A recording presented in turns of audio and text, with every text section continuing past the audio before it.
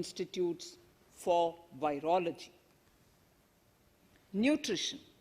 To strengthen nutritional content, delivery, outreach, and outcome, we will merge the supplementary nutrition program and the Poshan Abhiyan and launch the Mission Poshan 2.0. We shall adopt an intensified strategy to improve nutritional outcomes across 112 aspirational districts. Universal coverage of water supply. The World Health Organization has repeatedly stressed the importance of clean water, sanitation, and clean environment as a prerequisite to achieving universal health. The Jal Jeevan Mission Urban will be launched. It aims at universal water supply in all 4,378 urban local bodies with 2.86 crores household tap connections, as well as liquid waste management in 500 Amrit cities. It will be implemented over 5 years with an outlay of 2,87,000 crores. Swachh Bharat and Swasth Bharat. For further Swachhata of urban India, we intend to focus on complete fecal sludge management and wastewater treatment, source segregation of garbage, reduction in single-use plastic, reduction in air pollution by effectively managing waste from construction and demolition activities, and bioremediation of all legacy dump sites. The Urban Swachh Bharat Mission 2.0 will be implemented with a total financial allocation of 1,41,678 crores over a period of 5 years from 2021. Clean air. To tackle the burgeoning problem of air pollution, I propose to provide an amount of 2,217 crores of rupees for 42 urban centers with a million-plus population in this budget. Scrapping policy. We are separately announcing, Honorable Speaker, a voluntary vehicle scrapping policy to phase out old and unfit vehicles. This will help in encouraging fuel-efficient, environment-friendly vehicles, thereby reducing vehicular pollution and oil import bills. Vehicles would undergo fitness tests in automated fitness centers after 20 years in case of personal vehicles and after 15 years in case of commercial vehicles. Details of the scheme will be separately shared by the ministry. Vaccines. The pneumococcal vaccine, a made-in-India product, is presently limited to only 5 states. It will be rolled out across the country. This will avert more than 50,000 child deaths annually. Honorable Speaker, I have provided 35,000 crores of rupees for COVID-19 vaccine in this year 21-22.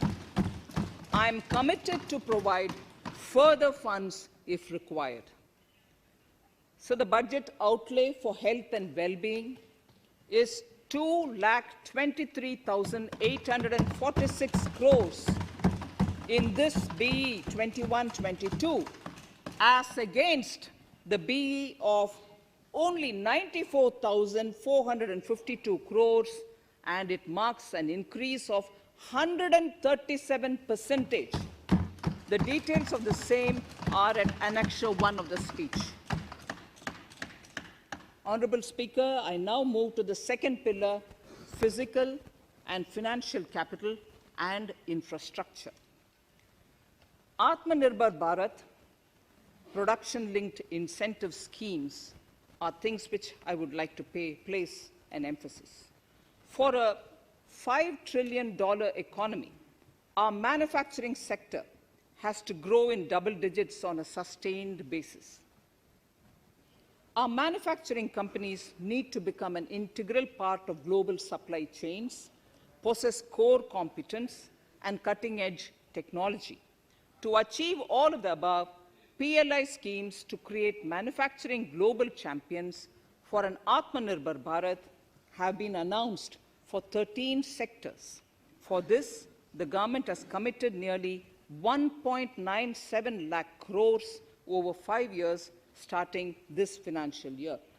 This initiative will help bring scale and size in key sectors, create and nurture global champions, and provide jobs to our youth. Textiles. To enable the textile industry to become globally competitive, attract large investments, and boost employment generation, a scheme of Mega Investment Textiles Park will be launched in addition to the PLI schemes. This will create world-class infrastructure with plug-and-play facilities to create global champions in exports. 7 textile parks will be established over 3 years. Infrastructure. The National Infrastructure Pipeline, which I announced in December 2019, is the first of its kind.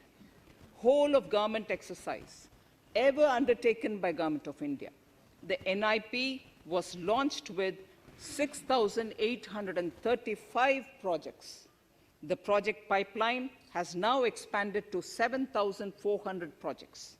Around 217 projects worth rupees 1.10 lakh crores under some key infrastructure ministries have been completed. The NIP is a specific target which this government is committed to achieving over the coming years. It will require a major increase in funding from both the government and the financial sector. In this budget, I propose to take concrete steps to do this in 3 ways. Firstly, by creating the institutional structures. Secondly, by a big thrust on monetizing assets. And thirdly, by enhancing the share of capital expenditure in central and state budgets. Infrastructure needs long-term debt financing. A professionally managed development financial institution is necessary to act as a provider, enabler, and catalyst for infrastructure financing. Accordingly, I shall introduce a bill to set up a development financial institution. I have provided a sum of 20,000 crore rupees to capitalize this institution. The ambition is to have a lending portfolio of at least 5 lakh crores for this DFI within 3 years' time. Debt financing of InvITs and REITs by foreign portfolio investors will be enabled by making suitable amendments in the relevant legislations. This will further ease access of finance to InvITs and REITs, thus augmenting funds for infrastructure and real estate sectors. Asset monetization. Monetizing operating public infrastructure. Monetizing operating public infrastructure assets is a very important financing option for new infrastructure construction. A national monetization pipeline of potential brownfield infrastructure assets will be launched. An asset monetization dashboard will also be created for tracking the progress and to provide visibility to investors. Some important measures in the direction of monetization are National Highways Authority of India and the PGCIL each have sponsored one InvIT that will attract international and institutional investors.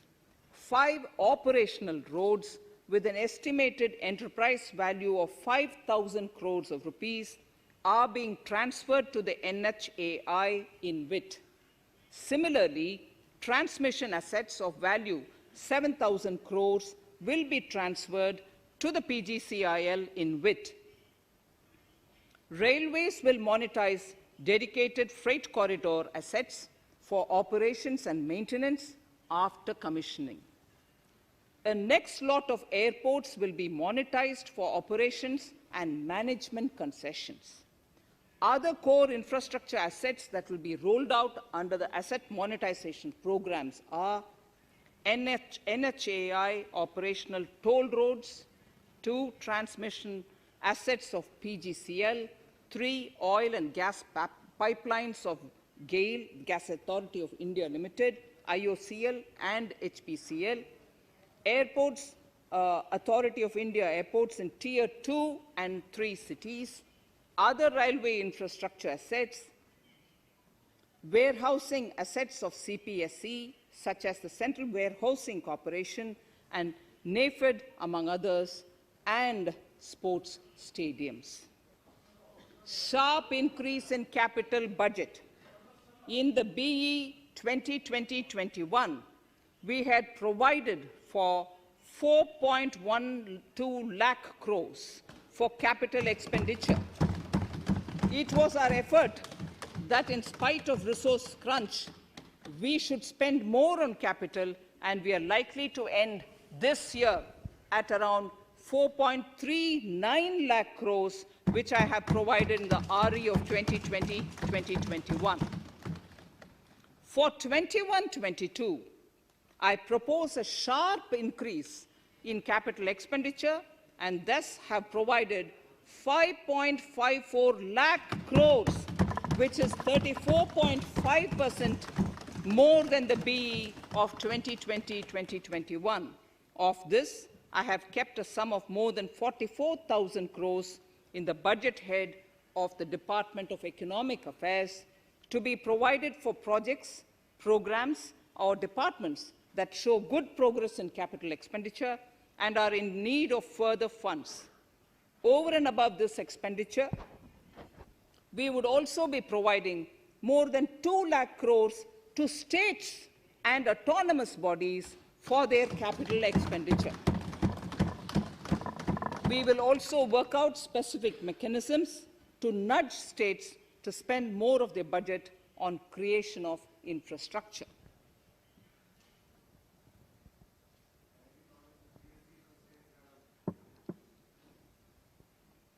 Roads and highways infrastructure. More than 13,000 kilometer length of roads at a cost of 3.3 lakh crores has already been awarded under the 5.35 lakh crores Bharatmala Pariyojana project, of which 3,800 kilometers have been constructed. By March 2022, we would be awarding another 8,500 kilometers and complete an additional 11,000 kilometers of national highway corridors. To further augment road infrastructure, more economic corridors are also being planned. Some are 3,500 kilometers of national highway works in the state of Tamil Nadu at an investment of 1.03 lakh crores. These include Madurai-Kollam corridor, Chittoor-Tachur corridor, and construction will start next year. Second, 1,100 kilometers of national highway works in the state of Kerala at an investment of 65,000 crores, including 600 kilometer section of Mumbai-Kanyakumari corridor in Kerala. Third, 675 kilometers of highway works in the state of West Bengal at a cost of 25,000 crores, including upgradation of existing road Kolkata-Siliguri.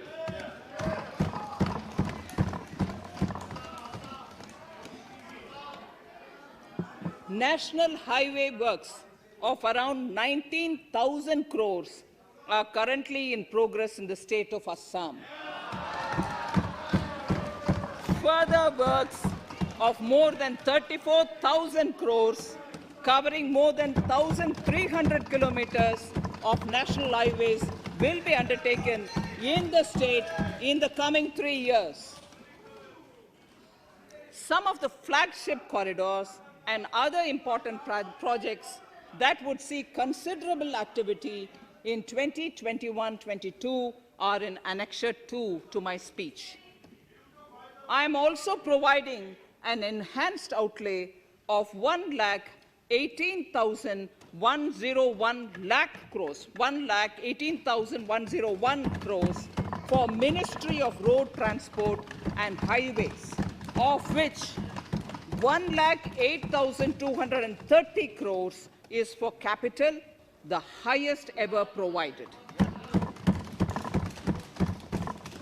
Railway infrastructure. Honorable Speaker, sir, Indian Railways have prepared a National Rail Plan for India 2030. The plan is to create a future-ready railway system by 2030, bringing down the logistic costs for an industry is at the core of our strategy to enable Make in India. It is expected that Western Dedicated Freight Corridor and Eastern Dedicated Freight Corridor will be commissioned by June 2022. The following additional initiatives are also proposed. The Sonnagar-Gomo sections, 263 kilometers of Eastern Dedicated Freight Corridor, will be taken up in PPP mode in this year itself. Gomo-Dankuni section of 274.3 kilometers will be also taken up shortly in short succession. We will undertake future dedicated freight corridor projects, namely East Coast Corridor from Kharagpur to Vijayawada, East-West Corridor from Bhusaval to Kharagpur to Dankuni, and North-South Corridor from Itarsi to Vijayawada. Detailed project reports will be undertaken in the first phase. Broad gauge route kilometers, RKM as they refer to, electrified is expected to reach 46,000 kilometers, 46,000 RKMs. That is 72% by end of 2021 from 41,548 RKMs on 1st October 2020. 100% electrification of broad gauge routes will be completed by December 2023. For passenger convenience and safety, the following measures are being proposed. We will introduce the aesthetically designed Vista Dome LHB coach on tourist routes to give better travel experience to passengers. The safety measures undertaken in the past few years have borne results. To further strengthen this effort, high-density network and highly utilized network routes of Indian Railways will be provided with an indigenously developed automatic train protection system that eliminates train collision due to human error. I am providing a record sum of 1,10,055 crores for railways, of which 1,07,100 crores is for capital expenditure only. Urban infrastructure. We will work towards raising the share of public transport in urban areas through expansion of metro rail networks and augmentation of city bus services. A new scheme will be launched at a cost of 18,000 crores to support augmentation of public bus transport services. The scheme will facilitate deployment of innovative PPP models to enable private sector players to finance, to acquire, to operate, and to maintain over 20,000 buses. The scheme will boost the automobile sector, provide fillip to economic growth, create employment opportunities for our youth, and enhance ease of mobility for urban residents. A total of 702 kilometers of conventional metro is operational, and another 1,016 kilometers of metro and RRTS is under construction in 27 cities. Two new technologies, that is Metro Light and Metro Neo, will be deployed to provide metro rail systems at much lesser cost with same experience, convenience, and safety in Tier 2 cities and peripheral areas of Tier 1 cities also. Central counterpart funding will be provided to Kochi Metro Railway Phase 2 of 11.5 kilometer at a cost of 1,957.05 crores. Chennai Metro Railway Phase 2 of 118.9 kilometers at a cost of 63,246 crores. Bengaluru Metro Railway Project Phase 2A and 2B of 58.19 kilometers at a cost of 14,788 crores. Nagpur Metro Rail Project Phase 2 and Nashik Metro at a cost of 5,976 crores and 2,092 crores respectively. Power infrastructure.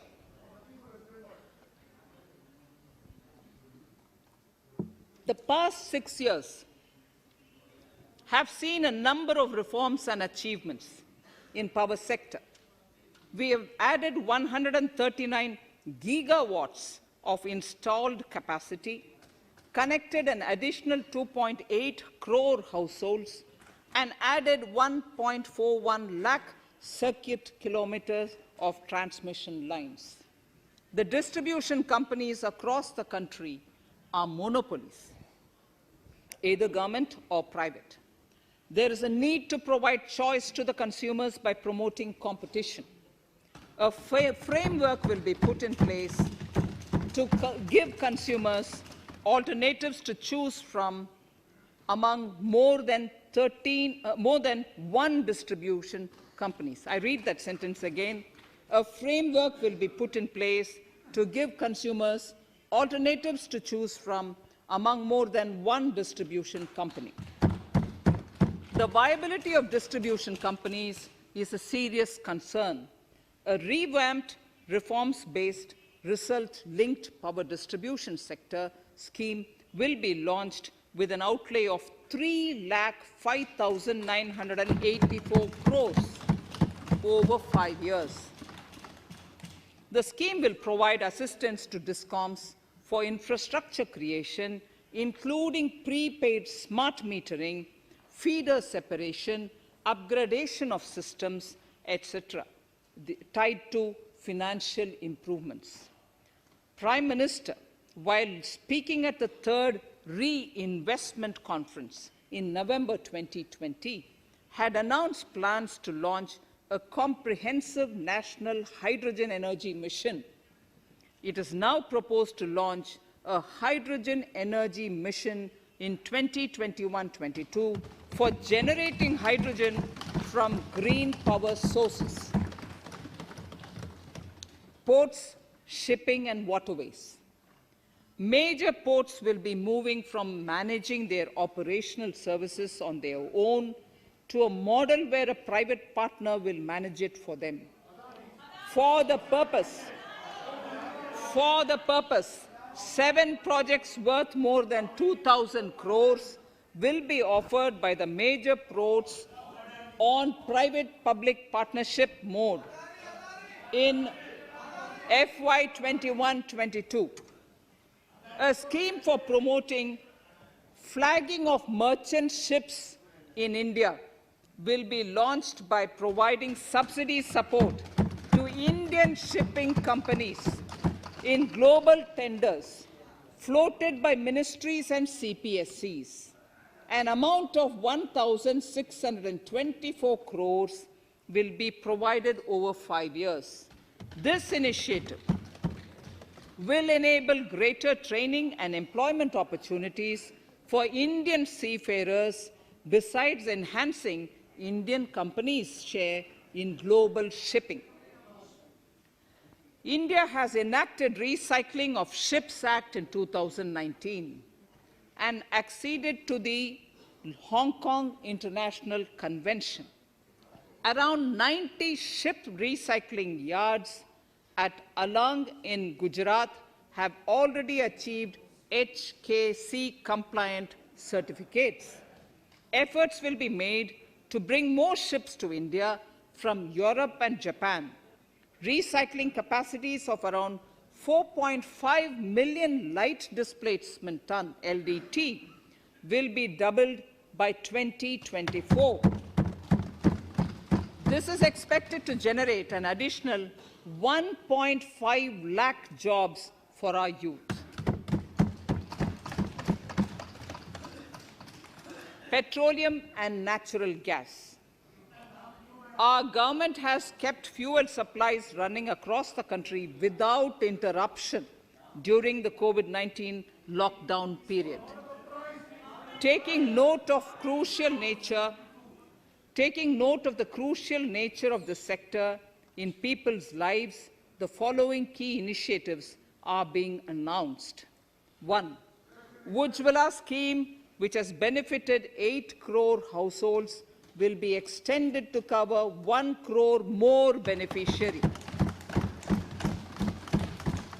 We will add 100 more districts in next 3 years to the city gas distribution network. A gas pipeline project will be taken up in the Union Territory of Jammu and Kashmir. An independent gas transport system operator will be set up for facilitation and coordination of booking of common carrier capacity in all natural gas pipelines on a non-discriminatory open access basis. Financial capital. I propose to consolidate the provisions of the SEBI Act 1992, Depositories Act 1996, Securities Contracts Regulation Act 1956, and Government Securities Act 2007 into a rationalized single Securities Markets Code.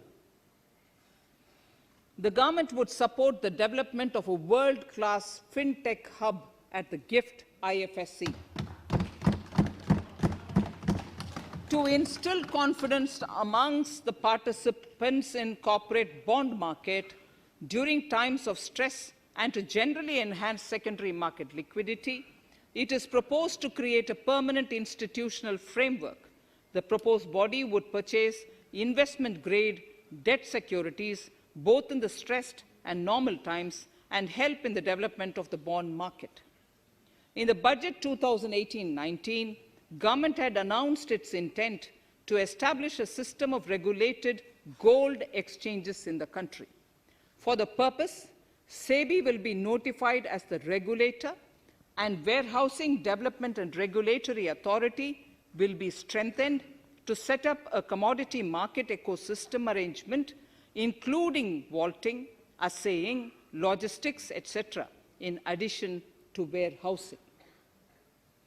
Towards investor protection, I propose to introduce an investor charter as a right of all financial investors across all financial products. To give a further boost to the non-conventional 38, to increase the permissible FDI limit from 49% to 74% in insurance companies, and allow foreign ownership and control with safeguards. Under the new structure, the majority of directors on the board and key management persons would be resident Indians with at least 50% of directors being independent directors and specified percentage of profits being retained as general reserve. Stressed asset resolution by setting up a new structure. The high level of provisioning by public sector banks of their stressed assets calls for a measure to clean up the bank books. An asset reconstruction company limited, an asset management company would be set up to consolidate and take over the existing stressed debt and then manage and dispose of the assets to alternative investment funds and other potential investors for eventual value realization. Recapitalization of PSB. To further consolidate the financial capital capacity of PSBs, further recapitalization of 20,000 crores is proposed in 21-22. Deposit insurance. Last year, government had approved an increase in the deposit insurance cover from 1 lakh rupees to 5 lakhs for bank customers. I shall be moving amendments to DICGC Act 1961 in this session itself to streamline the provision so that if a bank is temporarily unable to fulfill its obligations, the depositors of such bank can get easy and time-bound access to their deposits to the extent of the deposit insurance cover. This would help depositors of banks that are currently under stress.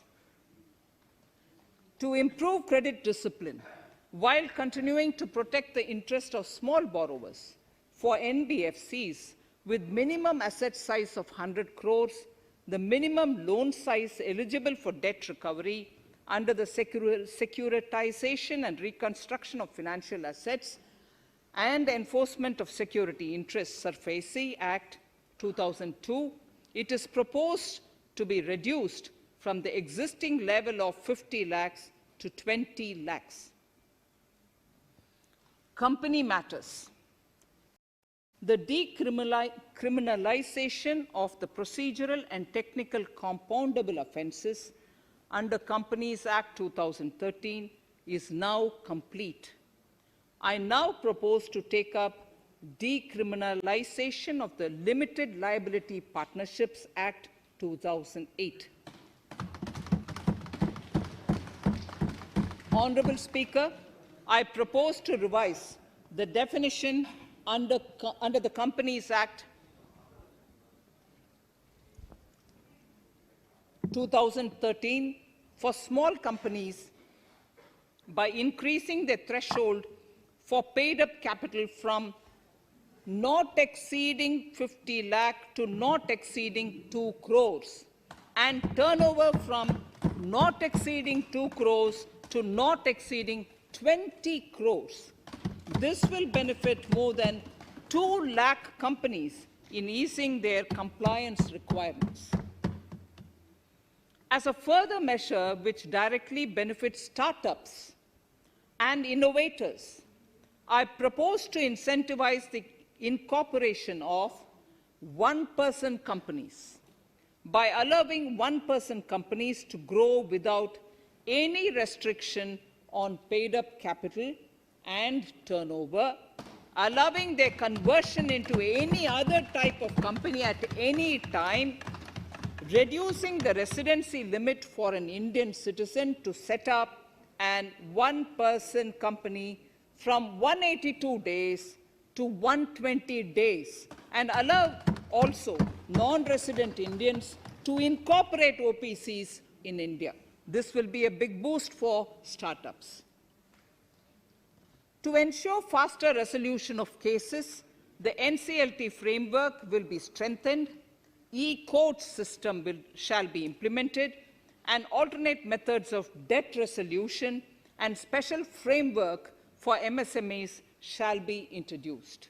During the coming fiscal, we will be launching data analytics artificial intelligence, machine learning driven MCA 2.1 version to MCA 21 version 3.0. MCA 21 version 3.0.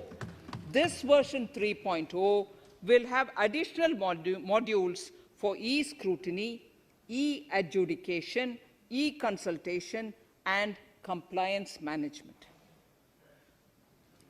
Disinvestment and strategic sale. In spite of COVID-19, we have kept working towards strategic disinvestment. A number of transactions, namely BPCL, Air India, Shipping Corporation of India, Container Corporation of India, IDBI Bank, Bharat Earth Movers Limited, Pavan Hans, Neelachal Ispat Nigam Limited, among others, would be completed in 21-22. Other than IDBI Bank, we propose to take up the 2 public sector banks and 1 general insurance company in the year 21-22. This would require legislative amendments, and I propose to introduce the amendments in this session itself. In 21-22, we would also bring the IPO of LIC, for which I am bringing the requisite amendments in this session itself. In the Atmanirbhar package, I had announced that we will come out with a policy of strategic disinvestment of public sector enterprises. I'm happy to inform the House that the government has the government has approved the said policy. The policy provides a clear roadmap for disinvestment in all non-strategic and strategic sectors. We have kept 4 areas that are strategic, where bare minimum CPSEs will be maintained and rest privatized. In the remaining sectors of all CPSEs will be privatized. The main highlights of the policy are mentioned in Annexure 3. To fast forward the disinvestment policy, I'm asking NITI to work out on the next list of centre public sector companies that would be taken up for strategic disinvestment. To similarly incentivize states to take to disinvestment of their public sector companies, we will work out an incentive package of central funds to states. Idle assets will not contribute to Atmanirbhar Bharat. The non-core assets largely consist of surplus land with government ministries and departments and public sector enterprises. Monetizing of land can either be by way of direct sale or concession, or by similar means. This requires special abilities, and for this purpose, I propose to use a special purpose vehicle in the form of a company that would carry out this activity. In order to ensure timely completion of closure of sick or loss-making CPSEs, we will introduce a revised mechanism that will ensure timely closure of such units. I have estimated 1,75,000 crores as receipts from disinvestment in BE 21-22.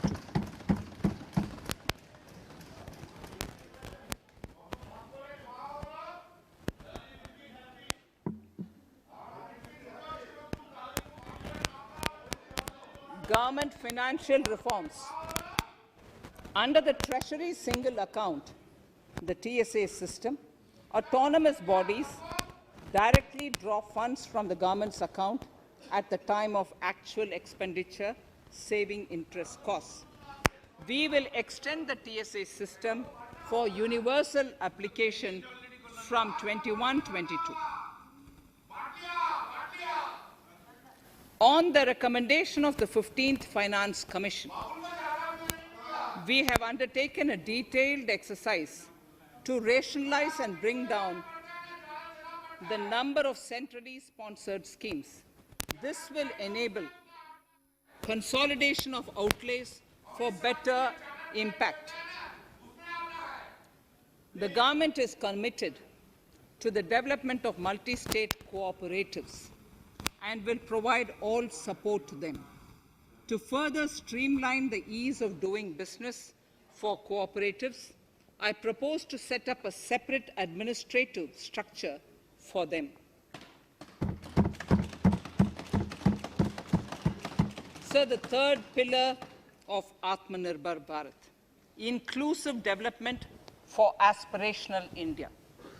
Honorable Speaker, sir, under this pillar, I will cover agriculture and allied sectors, farmers' welfare and rural India, migrant workers and labor, and financial inclusion. Agriculture. Our government is committed to the welfare of farmers.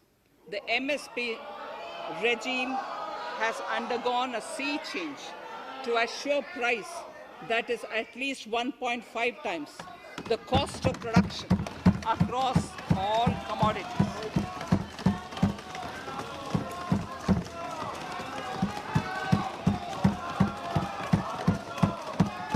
The procurement has also continued to increase at a steady pace. This has resulted in increase in payment to farmers substantially. In case of wheat, a total amount paid to farmers in 2013-14, Honorable Speaker, sir,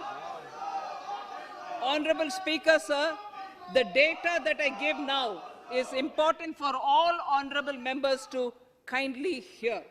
In case of wheat, the total amount paid to farmers in 2013-14 was 33,874 crores. In 2019-20, it was 62,802 crores. And even better, Honorable Speaker, in 2020-2021, this amount paid to farmers was 75,060 crores.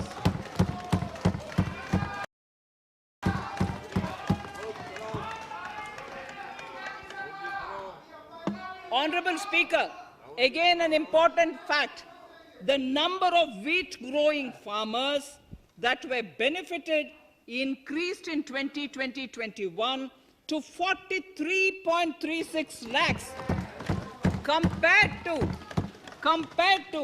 35.57 lakhs in 2019-20. That much of an increase within 1 year. For paddy, again an important data. For paddy, the amount paid in 2013-14 was 63,928 crores. In 2019-20, this increased to 1,41,930 crores. Even better, in 2020-2021, this is further, in 2020-21, this is further estimated, and I'm saying this is further estimated because the procurement is ongoing, and therefore I can't give you the final figure. This is further estimated to increase to 1,72,752 crores. The number of farmers benefited increased from 1.24 crores in 2019-20 to 1.54 crores in 2020-21. In the same way, Honorable Speaker, sir, in the case of pulses, the amount paid in 2013-14 was 236 crores. In 2019-20, this was increased to 8,285 crores. Now in 2021, it is at 10,530 crores. More than 40 times increase from 2013-14. The receipts to cotton farmers have seen a stupendous increase from 90 crores in 2013-14 to 25,974 crores I'm giving you data as of 27th January 2021. This is bound to increase. From 90 crores for cotton farmers in 2013-14 to 25,974 crores in 2021. All the details in complete narration is available in Annexure 4 to my speech. Early this year, Honorable Prime Minister had launched the Swamitwa scheme.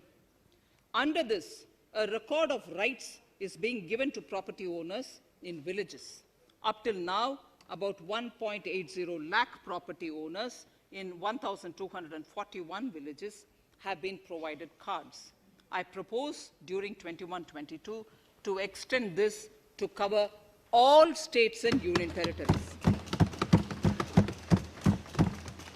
To provide adequate credit to our farmers, I have enhanced the agricultural credit target to 16.5 lakh crores in this year. We will focus on ensuring increased credit flow to animal husbandry, Pashupalan, dairy, and to Matsyakar, to the fisheries. We are enhancing the allocation to the Rural Infrastructure Development Fund from 30,000 crores to 40,000 crores. The Micro Irrigation Fund, with a corpus of 5,000 crores, has been created under NABARD. I propose to double it by augmenting it by another 5,000 crores. To boost value addition in agriculture and allied products and their exports, the scope of Operation Green Scheme, that is presently applicable to only tomatoes, onions, and potatoes, will be enlarged to include 22 perishable crops. Around 1.68 lakh crore farmers, around 1.68 crore farmers are registered, and 1.14 lakh crores of rupees trade value has been carried out through e-NAMs, the National Agricultural Market. Keeping in view the transparency and the competitiveness that e-NAM has brought into the agricultural market, 1,000 more mandis will be integrated with e-NAM. Honorable Speaker, sir, with all this, the Agricultural Infrastructure Fund would be made available to the APMCs for augmenting their infrastructure facilities.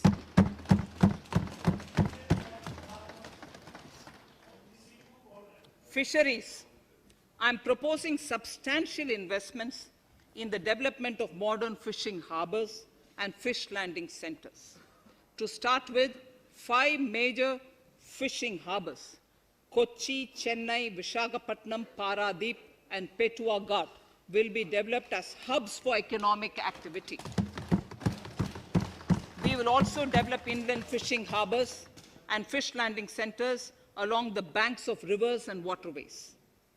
Seaweed farming is an emerging sector with potential to transform the lives of coastal communities. It will provide large-scale employment and additional incomes. To promote seaweed farming and cultivation, I propose a multi-purpose seaweed park to be established in Tamil Nadu. Migrant workers and laborers. We have launched the One Nation, One Ration Card scheme, through which beneficiaries can claim their rations anywhere in the country. Migrant workers in particular benefit from the scheme. Those staying away from their families can partially claim their ration where they are stationed, while their family in their native places can claim the rest. I'm happy to inform you that One Nation, One Ration Card plan is under implementation by 32 states and union territories, reaching about 69 crore beneficiaries. That's a total of 86% beneficiaries covered. The remaining 4 states and UTs will be integrated in the next few months. To further extend our efforts, towards the unorganized labor force, migrant workers in particular. I propose to launch a portal that will collect relevant information on gig workers, building and construction workers, among others. This will help formulate health, housing, skill, insurance credit, and food schemes for all migrant workers. We will conclude a process that began 20 years ago with the implementation of the 4 labor codes. For the first time globally, social security benefits will be extended to gig and platform workers.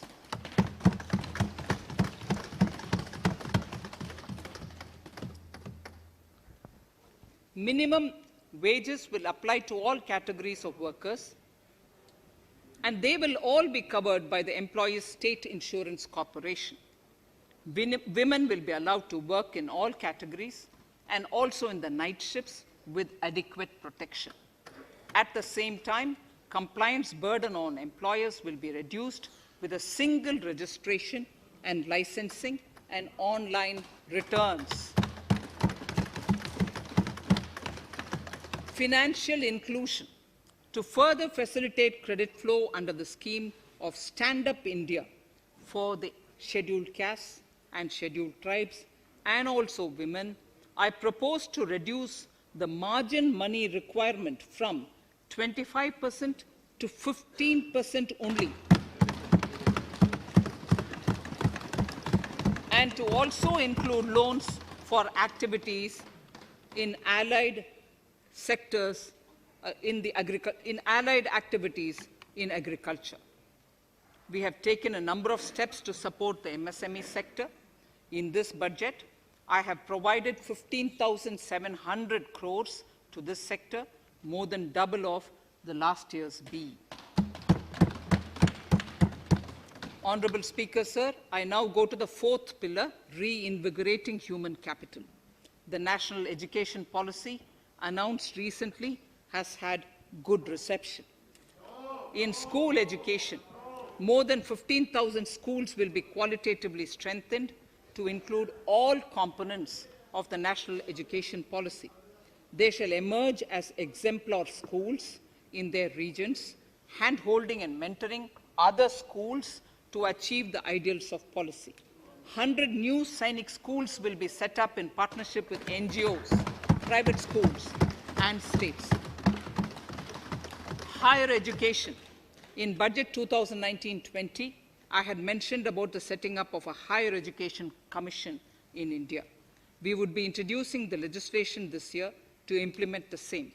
It will be an umbrella body having 4 separate vehicles for standard setting, accreditation, regulation, and funding. Many of our cities have various institutions, universities, and colleges supported by the Government of India. Hyderabad, for example, has about 40 major institutions. In 9 such cities, we will create a formal umbrella structure so that these institutions can have better synergy while also retaining their internal autonomy. A glue grant will be set aside for this purpose. For accessible higher education in Ladakh, I propose to set up a central university in Leh.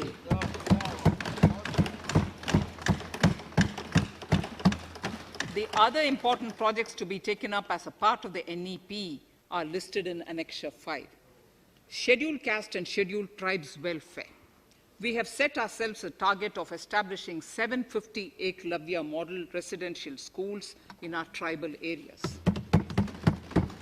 I propose to increase the unit cost of each such school from 20 crores, which is what it is now, to 38 crores, and for hilly and difficult areas to 48 crores. This would help creating robust infrastructure facilities for our tribal students.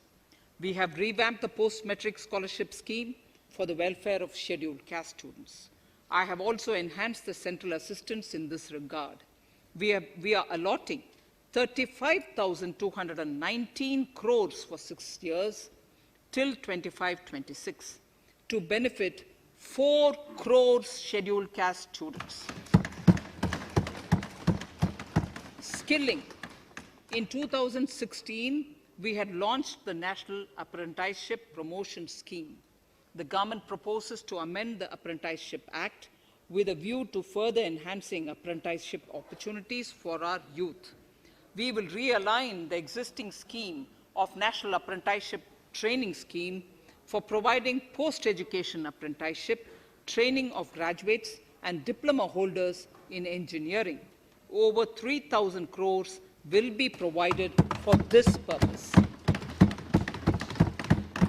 An initiative is underway, Honorable Speaker, in partnership with the United Arab Emirates to benchmark skill qualifications, assessment, and certification, accompanied by the deployment of certified workforce. We also have a collaborative training intertraining program between India and Japan to facilitate transfer of Japanese industrial and vocational skills, techniques, and knowledge.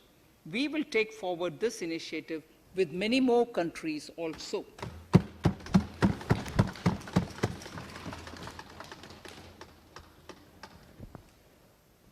Innovation and R&D. In my budget speech of 2019, I had announced the National Research Foundation. We have now worked out the modalities, and the NRF outlay will be of 50,000 crores over 5 years. It will ensure that the overall research ecosystem in the country is strengthened with focus on identified national priority thrust areas. There has been a manifold increase in digital payments in the recent past. To give a further boost to digital transactions, I earmarked 1,500 crores for a proposed scheme that will provide financial incentive to promote digital mode of payment. We will undertake a new initiative, National Language Translation Mission. This will enable the wealth of governance and policy-related knowledge on the internet being made available in major Indian languages. The new Space India Limited, a PSU, under the Department of Space, will execute the PSLV CS-51 launch, carrying the Amazonia satellite from Brazil, along with a few smaller Indian satellites. As part of the Gaganyaan mission activities, 4 Indian astronauts are being trained on generic spaceflight aspects in Russia. The first unmanned launch is slated for December 2021. Our oceans are a storehouse of living and non-living resources. To better understand this realm, we will launch a deep ocean mission with a budget outlay of more than 4,000 crores over 5 years. This mission will cover deep ocean survey exploration and projects for the conservation of deep sea biodiversity. I come to the 6th pillar, Honorable Speaker, minimum government, maximum governance. Honorable Speaker, sir, this is the last of the 6 pillars. This will outline plans for reforms in one of our core principles of minimum government, maximum governance. We have taken a number of steps to bring reforms in tribunals in the last few years for speedy delivery of justice. Continuing with the reforms process, I now propose to take further measures to rationalize the functioning of tribunals. We have introduced the National Commission for Allied Healthcare Professionals Bill in Parliament. National Commission for Allied Healthcare Professionals Bill in the Parliament, with a view to ensure transparent and efficient regulation of 56 allied healthcare professionals. Additionally, to bring about transparency, efficiency, and governance reforms in the nursing profession, the National Nursing and Midwifery Commission Bill will be introduced by the government for passing. To have ease of doing business for those who deal with government or CPSEs and carry out contracts, I propose to set up a conciliation mechanism and mandate its use for quick resolution of contractual disputes. This will instill confidence in private investors and contractors. Honorable Speaker, sir, the forthcoming census could be the first digital census in the history of India.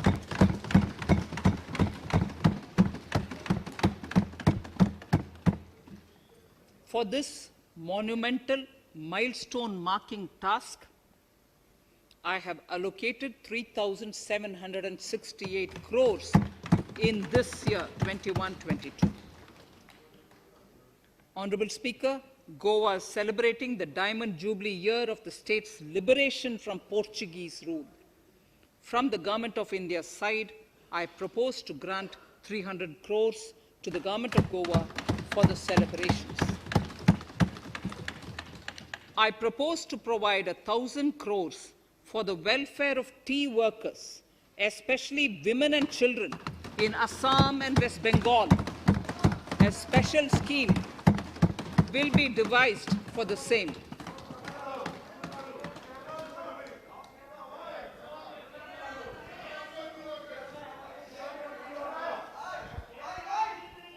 Fiscal position. Fiscal position. In these last few paragraphs of Part A of my speech, I draw the attention of this august House to the fact that at the beginning of the current financial year, the pandemic's impact on the economy resulted in a weak revenue inflow. This was combined with high expenditure to provide essential relief to vulnerable sections of the society, especially the poor, the women, scheduled castes, and scheduled tribes. Unlike many other countries, we opted for a series of medium-sized packages during the pandemic so that we could calibrate and target our response according to the evolving situation. Once the health situation stabilized and the lockdown was being slowly lifted, we switched to ramping up government spending so as to revive domestic demand. As a result, against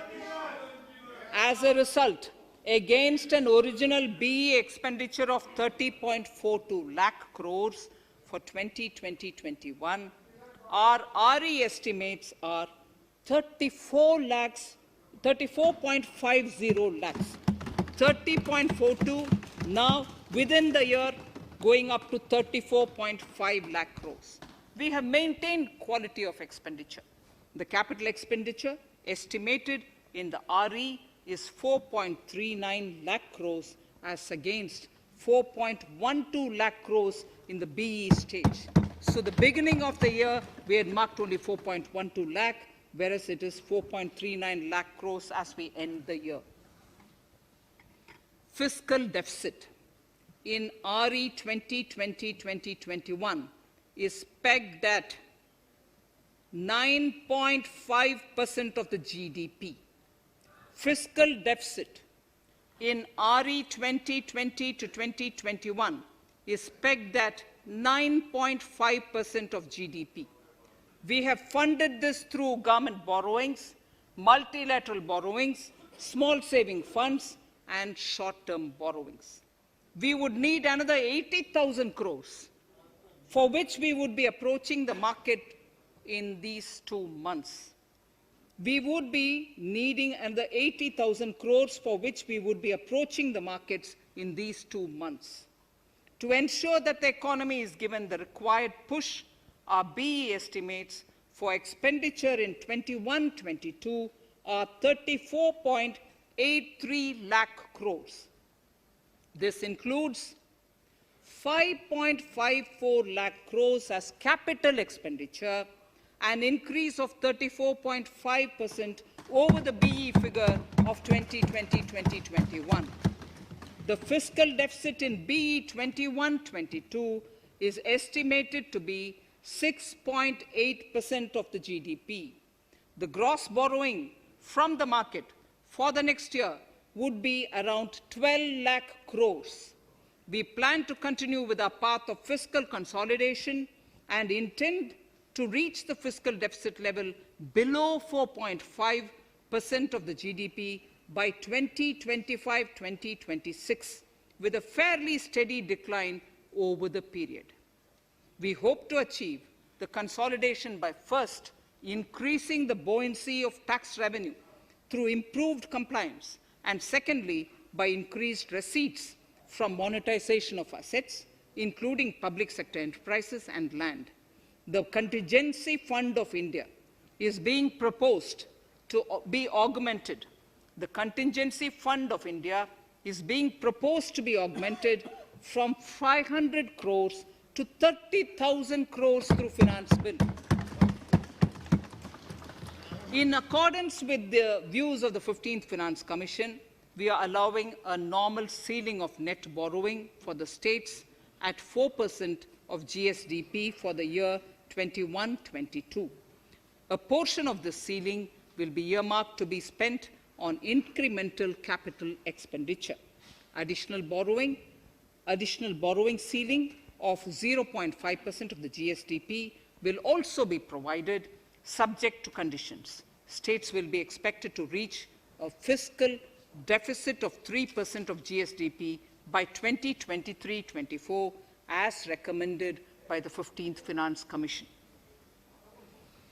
In the July 2019-20 budget, I introduced the Statement 27 on extra budgetary resources. It disclosed the borrowings of the government agencies that went towards funding Government of India schemes and whose repayment burden was on the government. In my 2020-21 budget, I enhanced the scope and coverage of that statement by including the loans provided by government to the FCI, the Food Corporation of India. Taking a step further in this direction, I propose to discontinue the NSSF loan to FCI for food subsidy, and accordingly, budget provisions have been made in RE 2020-21 and in the BE 2021-22. The extra budgetary resource details are at Annexure 6. We know that the FRBM Act mandates fiscal deficit of 3% of GDP to be achieved by 31st March 2020-2021. The effect of this year's unforeseen and unprecedented circumstances has necessitated the submission of a deviation statement under Sections 4 of Subclause 5 and Section 7, Subclause 3b of the FRBM Act, which I am laying on the table of the House as part of the FRBM documents. Towards achieving central government fiscal deficit along the broad path that I have already indicated, I will be introducing an amendment to the FRBM Act. Honourable Speaker, on the 9th of December 2020, the 15th Finance Commission submitted its final report covering the period 2021 to 2026 to the Rashtrapati Ji. The government has laid the Commission's report along with the explanatory memorandum in the Parliament, retaining the vertical shares of the states at 41%. We recognize our commitment to fiscal federalism and propose, therefore, to adhere to this recommendation. Jammu and Kashmir in the 14th Finance Commission was entitled to get devolution being a state. Now the funds of the UTs of Jammu Kashmir and Ladakh would be provided by the centre. I have also provided, on the Commission's recommendation, 1,18,452 crores as revenue deficit grant to 17 states in 21-22, as against 74,340 crores to 14 states in 2020-21. Honorable Speaker, I would now move to Part B of my speech.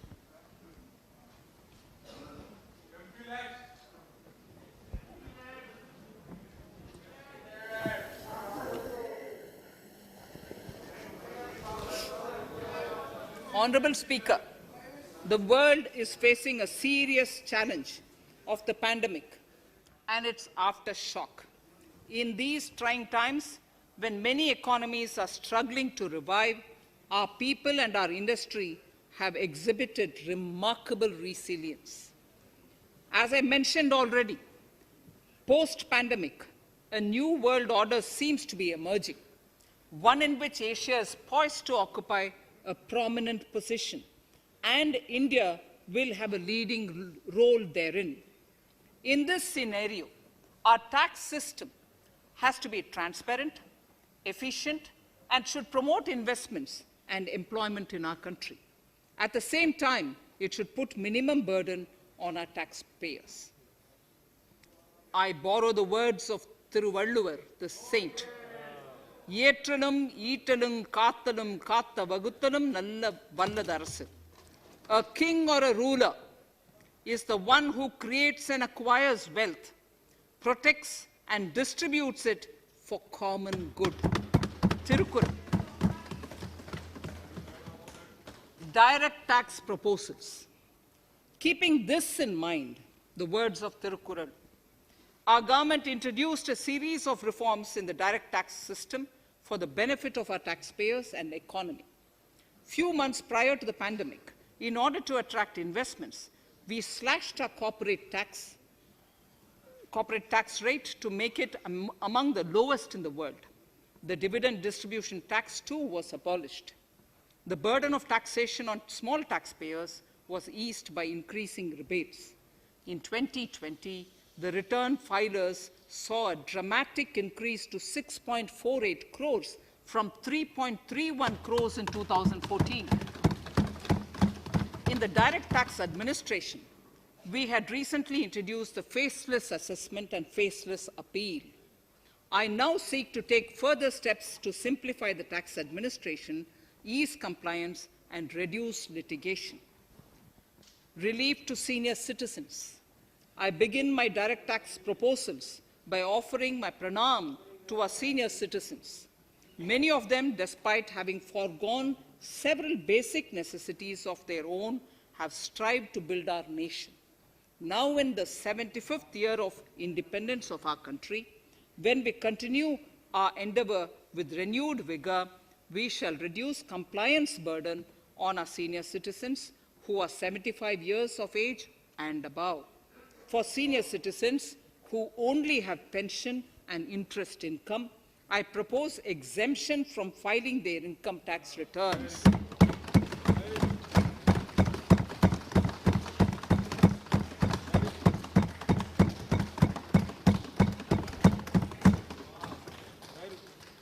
The paying bank will deduct the necessary tax on their income. Reduction in time for income tax proceedings. This is a very key announcement, if you ask me. Honorable Speaker, presently an assessment can be reopened up to 6 years and in serious tax fraud cases for up to 10 years. As a result, taxpayers have to remain under uncertainty for a very long time. I therefore propose to reduce this time limit for reopening of assessments to 3 years from the present 6 years.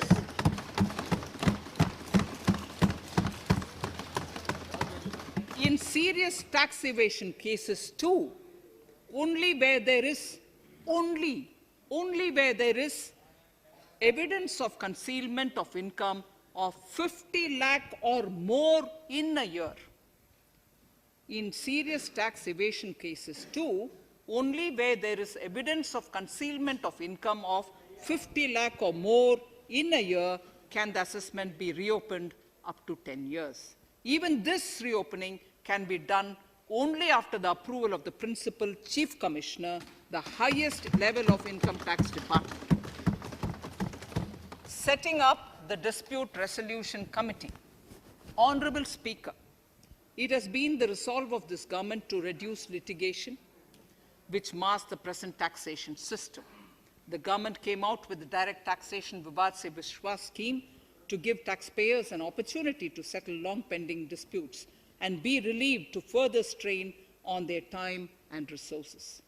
The response from taxpayers has been the best ever, as over 110,000 taxpayers have already opted to settle tax disputes of over 85,000 crores under the scheme. To further reduce litigation for small taxpayers, I propose to constitute a dispute resolution committee for them, which will be faceless to ensure efficiency, transparency, and accountability. Anyone with a taxable income up to 50 lakh and disputed income up to 10 lakh shall be eligible to approach the committee. Faceless IT-AT. For ease of compliance and to reduce discretion, we are committed to make the taxation processes faceless. The government has already introduced faceless assessment and appeal this year. The next level of income tax appeal is the Income Tax Appellate Tribunal. I now propose to make this tribunal faceless. We shall establish a national faceless Income Tax Appellate Tribunal Center. All communication between the tribunal and the appellant shall be electronic. Where personal hearing is needed, it shall be done through video conferencing. Relaxations to NRI. When non-resident Indians return to India, they have issues with respect to their accrued incomes in their foreign retirement accounts. This is usually due to mismatch in taxation period. They also face difficulties in getting credit for Indian taxes in foreign jurisdictions. I propose to notify rules for removing their hardship of double taxation. Exemption from audit. Currently, if your turnover exceeds 1 crore, you have to get your accounts audited. In February 2020 budget, I had increased the limit for tax audit to 5 crores for those who carry out 95% of their transactions digitally. To further incentivize digital transactions and to reduce compliance burden, I propose to increase this limit for tax audit getting credit for Indian taxes in foreign jurisdictions. I propose to notify rules for removing their hardship of double taxation. Exemption from audit. Currently, if your turnover exceeds 1 crore, you have to get your accounts audited. In February 2020 budget, I had increased the limit for tax audit to 5 crores for those who carry out 95% of their transactions digitally. To further incentivize digital transactions and to reduce compliance burden, I propose to increase this limit for tax audit for such persons from 5 crores to 10 crores. Relief for dividend. In the previous budget, I had abolished the dividend distribution tax in order to incentivize investment. Dividend was made taxable in the hands of shareholders. Now, in order to provide ease of compliance, I propose to make dividend payment to rate and InvIT exempt from TDS. Further, as the amount of dividend income cannot be estimated correctly by the shareholders for paying advance tax, I propose to provide that advance tax liability on dividend income shall arise only after the declaration or payment of dividend. Also, for the foreign portfolio investors, I propose to enable deduction of tax on dividend income at lower treaty rate. Attracting foreign investment into infrastructure sector.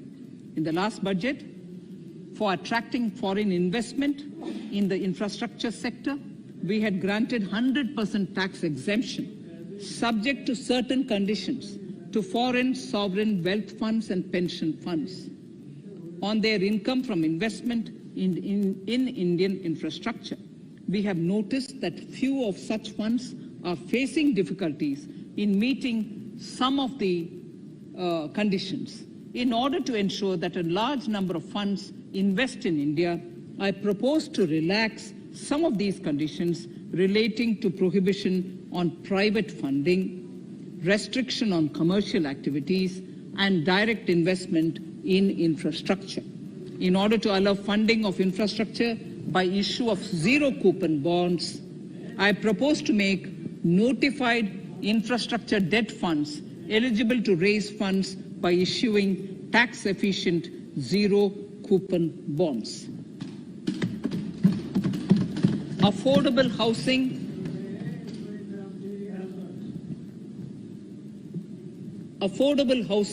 and rental housing. This government sees housing for all and affordable housing as priority areas. In July 2019 budget, I provided an additional deduction of interest amounting to 1.5 lakh for loan taken to purchase an affordable house. I propose to extend the eligibility of this condition by 1 more year to 31st March 2022. The additional deduction of 1.5 lakh shall therefore be available for loans taken up to 31st March 2022 for the purchase of affordable houses. Further, to keep up the supply of affordable houses, I propose that the affordable housing projects can avail a tax holiday for 1 more year till 31st March 2022. These are available now for projects also. We are committed to promote supply of affordable rental housing for migrant workers. For this, I propose to allow tax exemption for notified affordable rental housing projects. Tax incentives to IFSC. As I mentioned in Part A of this speech, the government is committed to making the International Financial Services Center in GIFT City a global financial hub. In addition to the tax incentives already provided, I propose to include, among others, tax holiday for capital gains for aircraft leasing companies, tax exemption for aircraft lease rentals paid to foreign lessors, tax incentive for relocating foreign funds in the IFSC, and to allow tax exemption to the investment division of foreign banks located in the IFSC. Pre-filling of returns. Honorable Speaker, in order to ease compliance for the taxpayer, details of salary income, tax payments, TDS, etc., already come pre-filled in income tax returns. To further ease filing of returns, details of capital gains from listed securities, dividend income, and interest from banks, post office, etc., will also be now pre-filled. Relief to small trusts. We hope to reduce compliance burden on small charitable trusts running educational institutions and hospitals. So far, there is a blanket exemption to such entities whose annual receipt does not exceed 1 crore of rupees. I now propose to increase this amount to 5 crores. Labor welfare. We have noticed that some employers deduct the contribution of employees toward provident funds, superannuation funds, and other social security funds, but do not deposit these contributions within the specified time. For these employees, this means a loss of interest or income. In cases where an employer later becomes financially unviable, non-deposit results in a permanent loss for the employees. In order to ensure that employees' contributions are deposited on time, I reiterate that the late deposit of employees' contribution by the employer will not be allowed as deduction to the employer.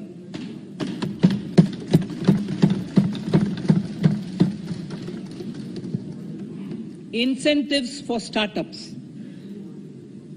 In order to incentivize startups in the country, I propose to extend the eligibility for claiming tax holiday for startups by 1 more year, till 31st March 2022.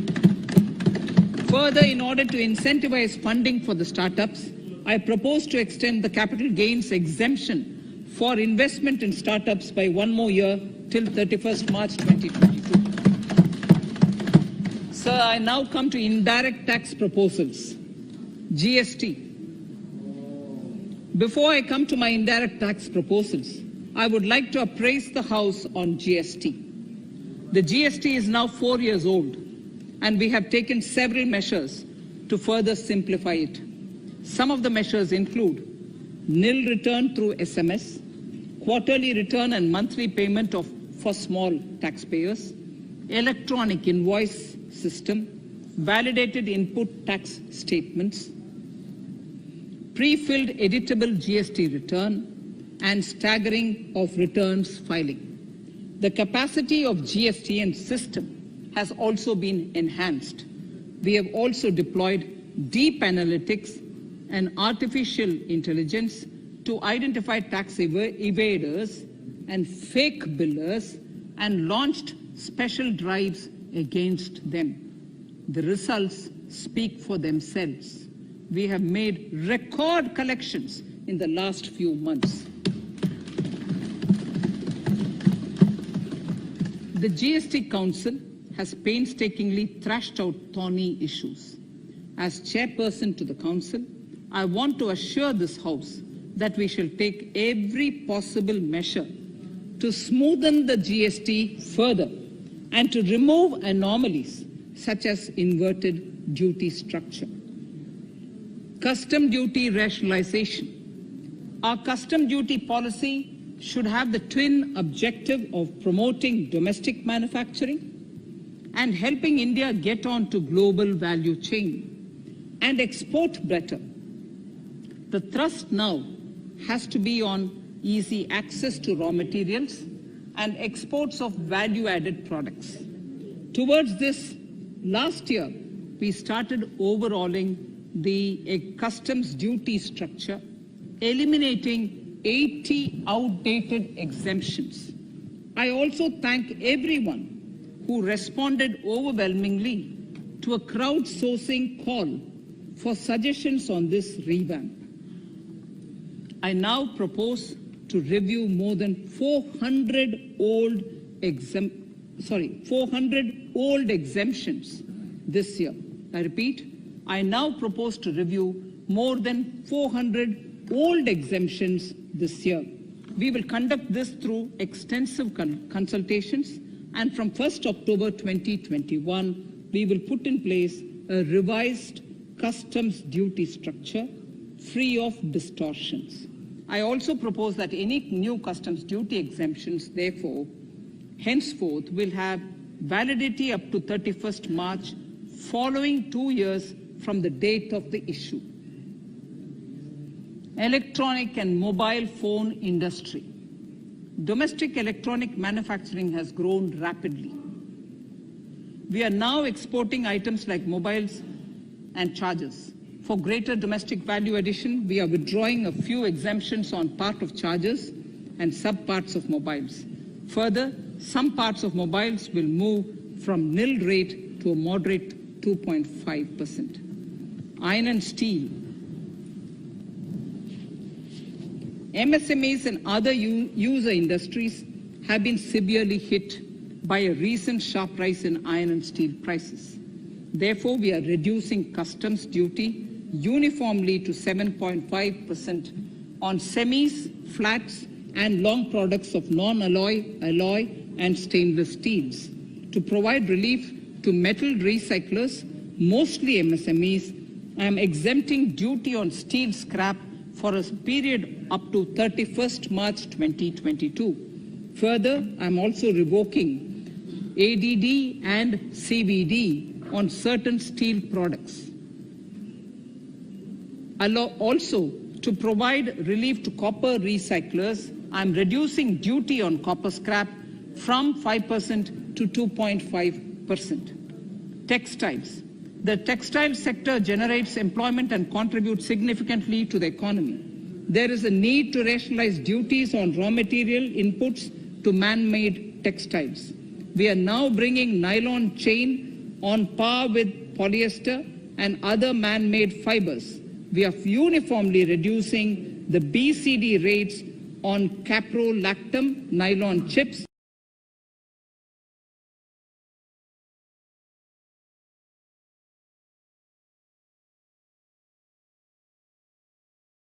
nylon to 5%. This will help the textile industry, MSMEs, and also overall exports. Chemicals. We have calibrated customs duty rates on chemicals to encourage domestic value addition and to remove inversions. Apart from other items, we are reducing customs duty on naphtha to 2.5% to correct inversion. Gold and silver presently attract a basic customs duty of 12.5%. Since the duty was raised from 10% in July 19, prices of precious metals have risen sharply. To bring it closer to previous levels, we are rationalizing customs duty on gold and silver. Renewable energy. In Part A, we have already acknowledged that solar energy has huge promise for India. To build up domestic capacity, we will notify a phased manufacturing plan for solar cells and solar panels. At present, to encourage domestic production, we are raising duty on solar inverters from 5% to 20% and on solar lanterns from 5% to 15%. Capital equipment and auto parts. There is immense potential in manufacturing heavy capital equipment domestically. We will comprehensively review the rate structure in due course. However, we are revising duty rates on certain items immediately.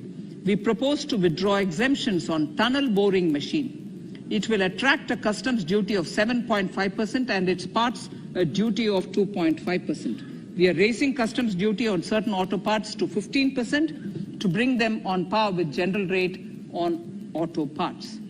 MSME products. We are proposing certain changes to benefit MSMEs. We are increasing duty from 10 to 15% on steel screws and plastic builder wares. On prawn feed, we increase it from 5 to 15%. We are rationalizing exemption on import of duty-free items as an incentive to exporters of garments, leather, and handicraft items. Almost all of these items are made domestically by our MSMEs. We are withdrawing exemption on imports of certain kinds of leathers as they are domestically produced in good quantity and quality, mostly by MSMEs. We are also raising customs duty on finished synthetic gemstones to encourage domestic processing. Agriculture products to benefit farmers. We are raising customs duty on cotton from nil to 10%, on raw silk and silk yarn from 10 to 15%. We are also withdrawing end-use-based concession on denatured ethyl alcohol. Currently, rates are being uniformly calibrated to 15% on items like maize, bran, rice bran, oil cake, and animal feed additives. There is an immediate need to improve agricultural infrastructure so that we produce more while also conserving and processing agricultural output efficiently.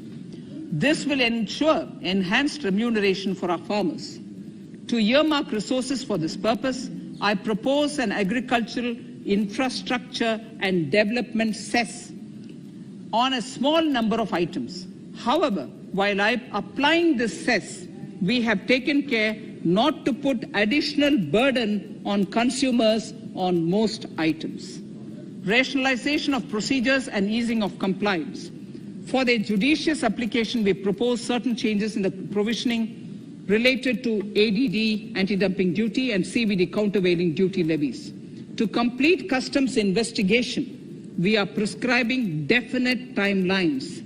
In 2020, we rolled out the Turant Customs Initiative, which brought in faceless, paperless, and contactless customs measures. With effect from September 2020, we have implemented a new procedure for administration of rules of origin. This has helped in putting a check on misuse of FTAs. The specific details of direct and indirect tax changes proposed are listed in the annexure to my speech. Honorable Speaker, sir, with these words, I commend the budget to this august House. Thank you.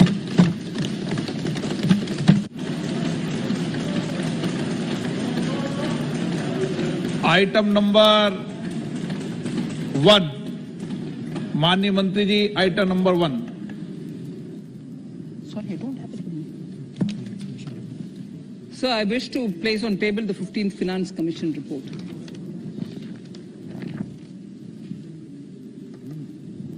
Item number 3, माननीय मंत्री जी। Sir, I wish to lay on the table the following statements under Section 3(1) of the Fiscal Responsibility and Budget Management Act 2003, the medium-term fiscal policy fiscal policy strategy statement and macroeconomic framework statement.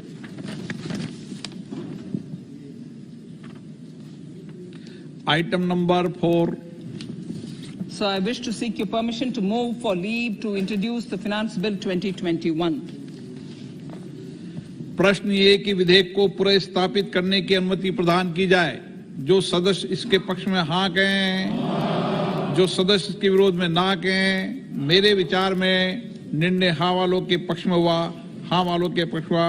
माननीय मंत्री जी विधेयक को पुनर्स्थापित करें। Shri Prahlad Joshi ji. With your permission, I rise to present the 18th report of Business Advisory Committee. माननीय सदस्यगण, माननीय वित्त मंत्री जी के बजट भाषण की प्रतियां प्रकाशक फलक पर उपलब्ध है। सदस्य अपनी प्रति प्रकाशन फलक से प्राप्त कर सकते हैं। माननीय सदस्यगण, जैसा कि आपको समाचार 2 के माध्यम से पहले सूचित किया जा चुका है कि बजट की प्रतियां आपको मेंबर्स पोर्टल के माध्यम से उपलब्ध कराई जा रही है। सभा की कार्रवाई मंगलवार दिनांक 2 फरवरी 2021 को दोपहर 4 बजे तक के लिए स्थगित की